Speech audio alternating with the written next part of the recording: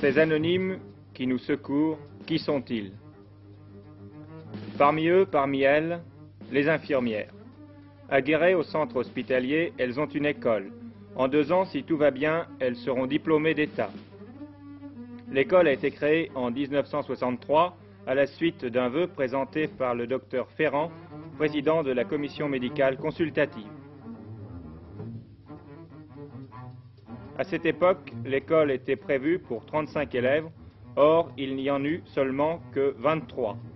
Était-ce l'échec? Non. Aujourd'hui, elles sont 105. Il n'y a pas de garçons à cette école. 5 candidats infirmiers se sont pourtant présentés au concours cette année. Ils ont été éliminés. La profession d'infirmier reste l'apanage des femmes. Elles sont donc presque 5 fois plus nombreuses qu'il y a 4 ans. Pour M. Bican, directeur du centre hospitalier, l'intérêt de cette école est à la fois local et national. Il y a un intérêt certain, en ce sens que les infirmières qui sont formées à l'école d'infirmières à Guéret vous permettent d'avoir un effectif toujours complet d'infirmières à l'hôpital.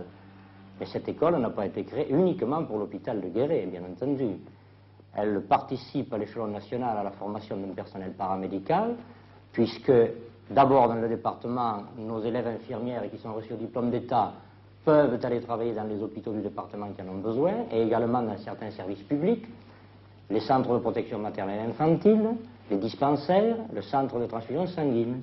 Et puis également à l'échelon national, puisque beaucoup de nos jeunes infirmières vont travailler également dans les hôpitaux de la région parisienne ou dans les grands centres où il en manque. À la suite de leurs 2 ans d'école, certaines élèves restent-elles chez vous? Oui, selon les besoins de l'établissement. Ce n'est pas un grand centre hospitalier et nos besoins en infirmières sont quand même assez limités chaque année. Par exemple, cette année, nous allons garder 6 ou 7 infirmières de la promotion qui va sortir au diplôme d'État qui se passe actuellement à Limoges. Et comme nous avons une 40aine d'élèves qui passent leur diplôme d'État, vous voyez la possibilité que ça donne à d'autres établissements de pouvoir recruter des infirmières qui ont été formées chez nous. À Guéret, l'enseignement se fait en 2 parties. Des cours théoriques par des médecins ou des pharmaciens, et puis les stages hospitaliers, 16 heures par semaine plus 4 heures de soins. Ces stages hospitaliers permettent aux infirmières de mettre en pratique les cours théoriques que comporte le programme des études. Mais ils leur apprennent à connaître la psychologie du malade, cet être si sensible à porter cependant de leur féminité. Elles apprennent, entre autres choses, à interpréter une radioscopie, et le centre hospitalier de Guéret dispose d'un service important d'électroradiologie et d'électrothérapie équipé à neuf et pouvant répondre aux examens les plus délicats.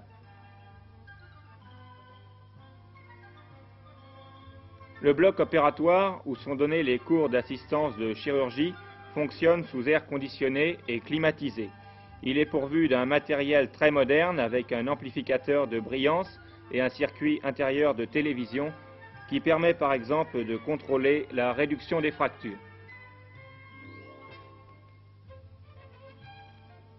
Être infirmière, c'est certes une vocation, mais la vocation ne suffit pas. Il faut répondre à un certain nombre de critères, d'adresse, de technicité, d'âge aussi. Eh bien, il faut avoir 17 ans et 8 mois au moins au 1er janvier qui suit l'entrée à l'école. D'autre part, il faut un niveau de culture générale valable, c'est-à-dire que pratiquement le baccalauréat dispense de l'examen d'entrée. Celles qui ne sont pas titulaires du baccalauréat doivent obligatoirement subir un examen d'entrée qui est tout de même du niveau de première. La pédiatrie est la spécialité que préfèrent généralement les élèves infirmières qui apprennent à donner le biberon même à l'intérieur d'une couveuse.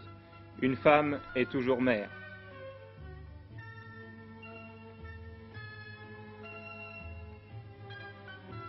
Les règles à respecter sont avant tout celles de l'hygiène, l'instinct maternel aidant, le bébé s'endort, bercé par la jeune élève.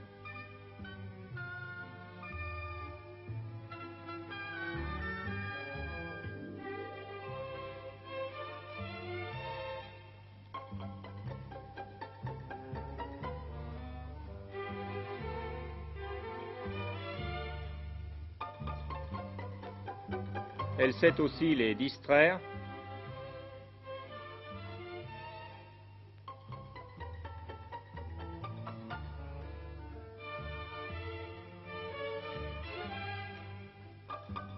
Elle sait aussi les consoler.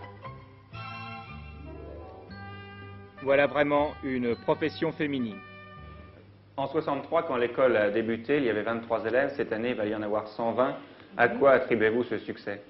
Eh bien, d'une part, à un débouché certain pour les élèves, enfin pour les infirmières, donc pour les jeunes creusoises, et d'autre part, au succès de l'école, simplement. Une infirmière diplômée n'a pas de problème d'emploi. Oh non, il n'y a pas de problème d'emploi, absolument pas.